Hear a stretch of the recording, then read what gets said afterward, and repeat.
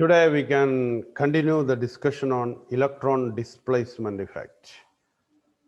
Next one is Electromeric effect. Already we discussed the inductive effect and the resonance effect. Electromeric effect, it is a temporary effect. Here pi electrons are involved. But this will occur only in the presence of an attacking reagent. Otherwise, it will not happen. The molecule, it is not existing. When there is an attacking reagent, the electromeric effect will occur. What is electromeric effect? In presence of an attacking reagent, for example, in presence of a positively charged attacking reagent, the pi electrons in the double bond will shift to one of the atom. Then it will form a new bond with the attacking reagent. That shifting of pi electron to one of the atom, that is electromeric effect. It is a temporary effect. The organic compounds having a multiple bond shows this effect. It is defined as the complete transfer of a shared pair of electrons to one of the atoms joined by a multiple bond in the presence of attacking reagent. There are two types of electromeric effect, positive electromeric effect and negative electromeric effect. Positive electromeric effect. In this effect, pi electrons of the multiple bond transferred to that atom to which the reagent gets attached. For example, you can see here attack of H plus ion to a carbon-carbon double bonded system. Here, in presence of H plus, the pi electrons shift to one of the carbon atom, and it will get a pair of electron and negative charge, and the other carbon atom will become positive. This carbon atom gives that electron pair to H plus for sharing and forms a new bond that you can see here. So when a positive ion attack, the effect is known as positive electromeric effect. And in negative electromeric effect, a negative reagent is attacking, and in presence of negative reagent, also the shifting of pi electrons to one of the carbon atom will take place. The attacking reagent is carrying an electron pair. It can donate that electron pair for the formation of a new bond with a positively charged carbon atom. So here a negative charge will remain. So it is negative electromeric effect. The next one is HyperConjugation. HyperConjugation, it is a new concept for you. And it has a lot of moral values in the HyperConjugation. First, I will explain what is HyperConjugation and we can correlate it with our life. Then you will understand the importance of HyperConjugation in our life. And this HyperConjugation is very important in organic chemistry or in organic reaction mechanism. We'll get answers to certain questions if you know what is hyperconjugation. For example, stability of carbocations, stability of carbon free radicals. All this can be explained using hyperconjugation. So what is hyperconjugation? First you see this example, then you will understand it clearly. It is ethyl carbocation, CH3, CH2 plus ethyl carbocation. In ethyl carbocation, this carbon atom is carrying a positive charge that will make this group or this species unstable. So this unstable species, especially this carbon atom carrying the positive charge, will try to gain stability by decreasing the intensity of positive charge or by neutralizing the positive charge. In order to neutralize the positive charge, it requires the help of an external reagent. But that is not available in this case. So in such a case, the species itself has to find remedies.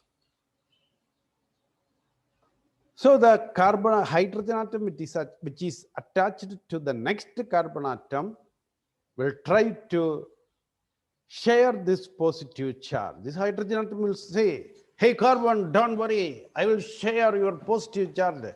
You carried for a long time, now you are tired. So give it to me, I will carry it and you take my electron pairs. So it will give this electron pair to this this group and this carbon-carbon, there forms a double bond between these two carbon atoms. This positive charge will be neutralized. Then there is no bond here, and this hydrogen will get a positive charge. It is shown here. Hydrogen has a positive charge, no bond. Here a double bond, there is no positive charge on this carbon atom. So no bond. So it is known as no bond resonance. But this hydrogen cannot carry this positive charge for a long time. Then this hydrogen will try to help this hydrogen by sharing this positive charge. It will give its electron pair for the pi bond. Then this hydrogen can take its electrons back. It is sharing, only a sharing of positive charge, a stabilizing effect. Now this hydrogen will get a positive charge, and it also cannot carry this positive charge for a long time. Then the next hydrogen will be ready to carry that positive charge or to share the positive charge. Now this one is having a positive charge, no bond. Now the next one is having a positive charge, no bond. It will give its electron pair for pi bond formation, then it can take its electrons back. So in this way, the sharing of positive charge, you can see 4 structures. In 4 structures, 4 different atoms are carrying that positive charge. So what is the lesson that you can study from this hyperconjugation? If there is a problem for one of your family members, don't let him to carry it himself. You have to share that difficulty, all the members of the family. Or in otherwise, if one of the student in your class has some difficulties, try to reduce his difficulties by sharing it. So it is the life lesson that you can study from hyperconjugation. So hyperconjugation is a stabilizing effect. Now, if you read, you will understand. Hyperconjugation is a general stabilizing interaction. It involves delocalization of electrons of CH bond. That CH bond is a sigma bond. CH bond of an alkyl group directly attached to an atom of unsaturated system or to an atom with an unshared p orbital. Hyperconjugation, also a permanent effect. Here, because of these 4 resonance structures, ethyl carbocation is getting some stability. But if you analyze CH3+, it has no such scope. So ethyl carbocation is more stable than CH3+. Suppose this hydrogen is replaced by a CH3 group, then you will get a secondary carbocation. Then there are 3 plus 3, 6 hydrogen atoms to share the positive charge. You will get a total of 4 resonance structures. So if this hydrogen is replaced by a CH3 group, you will get 3 more CH groups, isn't it? Then there is a chance for 3 more structures. So 4 plus 3, 7 structures you will get. So secondary carbocation is more stable than primary carbocation. Ethyl carbocation is a primary carbocation. That is explained here, order of stability. Methyl carbocation less stable than ethyl carbocation, which is less stable than secondary carbocation, which is less stable than tertiary carbocation. In tertiary carbocation, there are 9 CH bonds. So a total of 10 resonance structures are possible. So it is the order of stability of carbocation. In the same way, we can explain the stability of carbon free radicals. Methyl carbon free radical less stable than ethyl carbon free radical. Carbon free radical, which is less stable than secondary carbon free radical, which is less stable than tertiary carbon free radical. In order to explain the stability inductive effect also can be used. So if you have a question why tertiary carbocation is more stable than secondary carbocation, you can write the answer because of hyperconjugative effect and inductive effect. Because of hyperconjugative effect and inductive effect. Now, the methods for the purification of organic compounds. It is a simple topic, very easy to understand. In order to purify organic solids, we can use sublimation and crystallization. What is sublimation? Sublimation is a process that can be applied to purify sublimable solids. What is sublimation? Sublimation is the process of evaporation of a solid directly to the gaseous state, conversion of a solid directly to the gaseous state below its melting point. Direct conversion of solid to gaseous state. So in this case, the substance is heated, then only the substance, that means organic substance, will evaporate. We can collect it in another vessel. On condensation, you will get pure solid substance. All the impurities will remain in the first container. An example is naphthalene. Naphthalene can be purified by this method. Next one is crystallization. Crystallization, we will select a suitable solvent and dissolve that impure organic solid into it. We will make a saturated solution by heating or by agitation, whatever methods that we can use. And after getting a saturated solution, we will allow it to crystallize. We can apply cooling techniques for an increase the rate of crystallization. At that time, only the pure substance will crystallize. Why?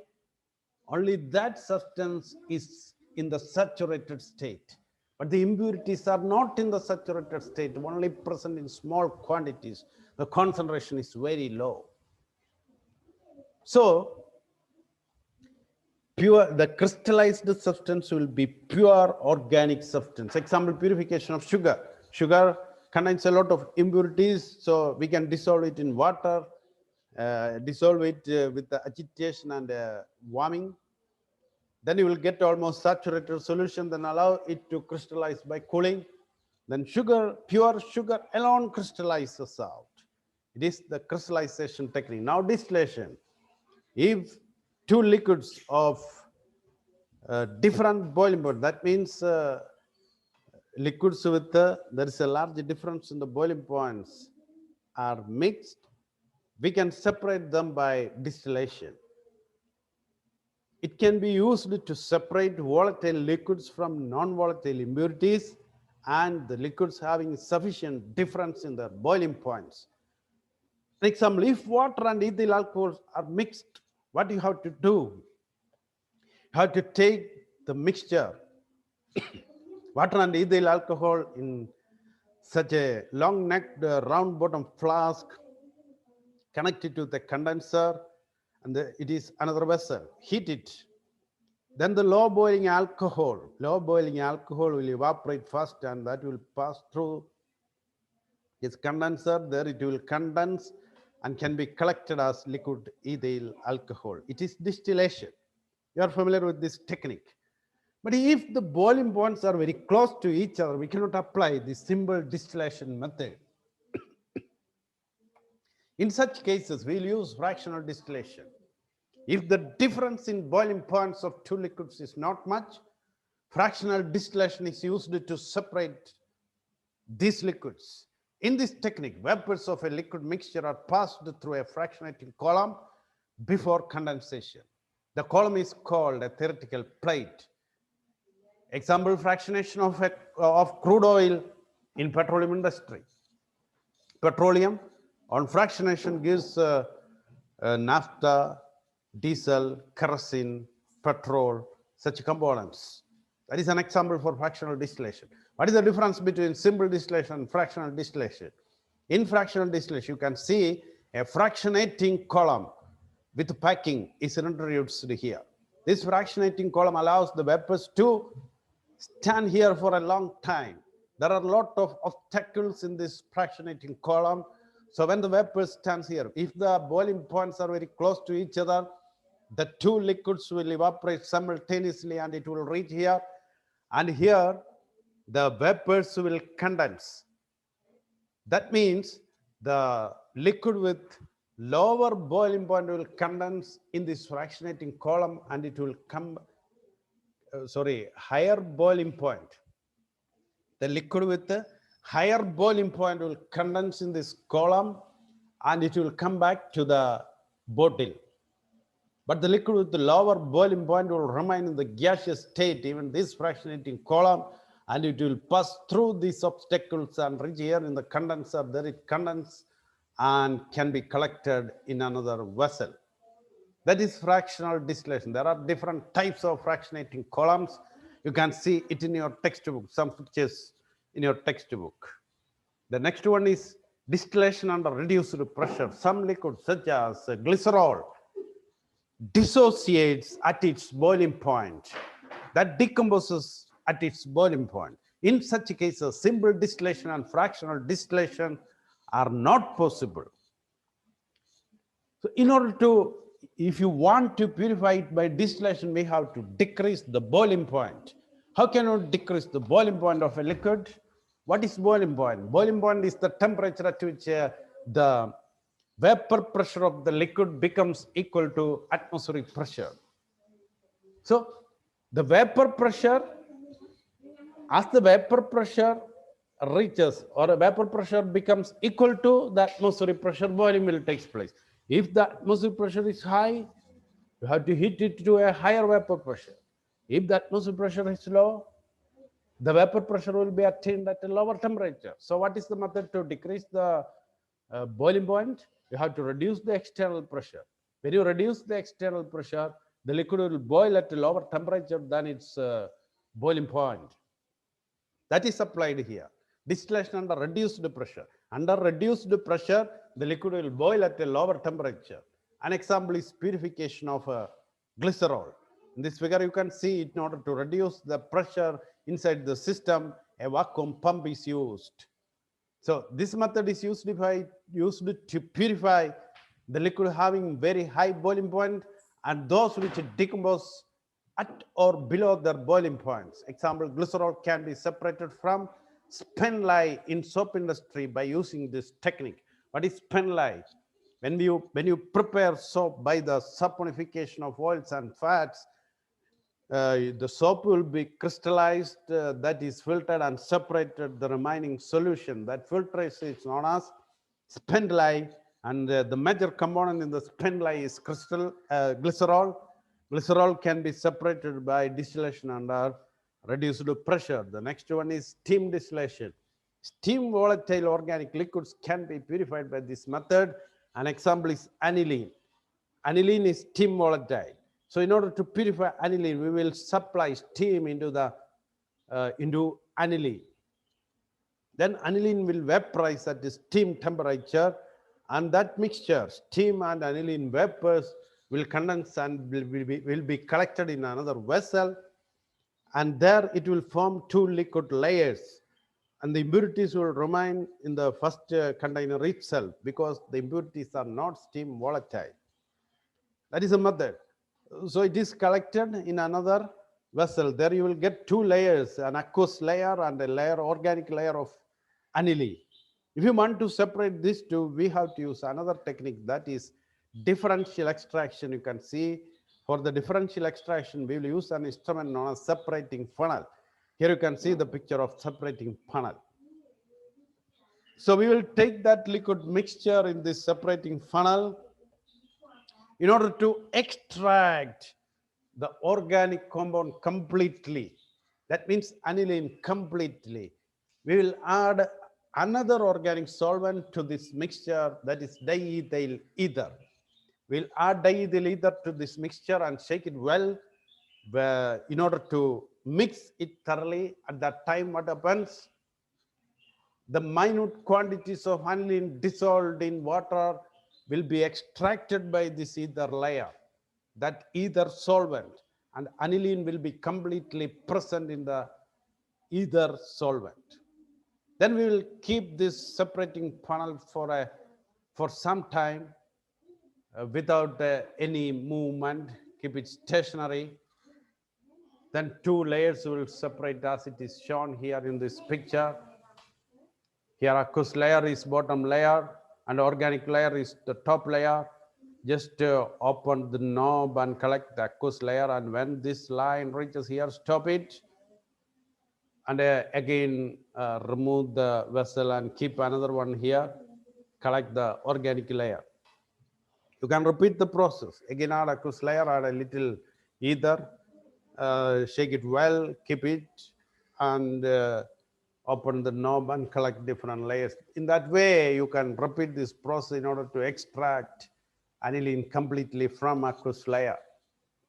After that, if you want to remove ether, now ether aniline mixture, if you want to remove ether, that is very easy. Either very low volume one that will evaporate even at room temperature. So if you keep the bottle open, either will evaporate or just heating. Just warm it, then either evaporate quickly and you will get pure aniline. It is differential extraction. The next technique is chromatography. There are there are many types of chromatography. Here you have to study only two of them: adsorption chromatography and partition chromatography. Adsorption chromatography, generally in chromatography, there will be a stationary phase and mobile phase. In adsorption chromatography, the stationary phase absorb the different components in the mixture, and chromatography can be used only for small quantities. For the commercial purpose, production in a commercial purpose, that is not possible here. Mainly the chromatography is for analytical purpose. So if the quantity is very small, we can apply this chromatography. There are two types of adsorption chromatography: column chromatography and thin layer chromatography. Column chromatography, you can see such a column will be there. It will be packed with an adsorbent, silica or alumina, and you prepare a solution of the organic substance and pour it from the top. Then its components, the solution moves down, then its components will be absorbed at different places based on its tendency to be absorbed. Here you can see the solution is poured and one component, all the components are present here, mixture of components A, B, C. And after keeping it some time, you can see separation of A, B plus C. Again, when you wait, you can see A, B, C are three components are formed. Then you have to wash it with another solvent or with the same solvent. That process is known as elution. The solvent using for this purpose is known as eluent. Here the silica or alumina packed in this column is the stationary phase, that is the adsorbent, and the liquid pouring from the top is known as the eluent or mobile phase. As it is moving down, what happens? See, the component C, which has less affinity towards this adsorbent, so that will be dissolved first, and we can collect it in a vessel. After that, B will be dissolved, that we can collect it in another vessel. Finally, at last, A will be dissolved, that can be collected in a third vessel. So it is column chromatography. Now, what is thin layer chromatography? In thin layer chromatography, instead of column, we will use a thin glass plate on which silica or alumina is coated. It involves separation of substance of a mixture over a thin layer of an adsorbent coated on glass plate. A thin layer of an adsorbent is spread over a glass plate of suitable size. The plate is known as thin layer chromatography plate or chroma plate. The solution of the mixture to be separated is applied as a small pot about 2 centimeters above one end of the TLC plate. The glass plate is then placed in a closed jar containing the eluent. The relative adsorption of each component of the mixture is expressed in terms of its retardation factor, RF value. As we explained, you can see the adsorbent coated glass plate is inserted in the eluent, the solvent, and the sample is placed here as a dot. And as the solvent moves up, the components in the sample will separate, that also move along with the solvent, but will be adsorbed at different parts of the adsorbent coated on the surface. So here you can see the solvent head will move to a particular length and the components also will move to a particular length. Now, what is RF factor? The distance traveled by the component divided by the distance traveled by the solvent. That is RF value or RF factor. Here it is represented using X and Y. X by Y, that is RF factor. And if you know the RF factor, there is a standard chart, and by comparing it to the standard chart, we can identify the components present in it. Now the last one is partition chromatography. In partition chromatography, instead of that glass plate, we will use a high quality filter paper. That is the only difference in partition chromatography. But the principle is entirely different. In thin layer chromatography, adsorption is used, but here the extraction, the concept of extraction, partition is used. Partition is used here. Partition chromatography is based on continuous differential partitioning of compounds of a mixture between stationary and mobile phases. Paper chromatography is a type of partition chromatography. In paper chromatography, a special quality paper known as chromatography paper is used. Chromatography paper contains water trapped in it, which act as the stationary phase. The water trapped in it act as the stationary phase. So here you can identify it is not adsorption. It is not adsorption. So here also you can see the sample is placed as a spot, and it is the chromatography paper that is inserted into the solvent, and here solvent rises through this paper. As it is rises, what happens, the components also will move along with the solvent, and it will be absorbed at different parts of the filter paper.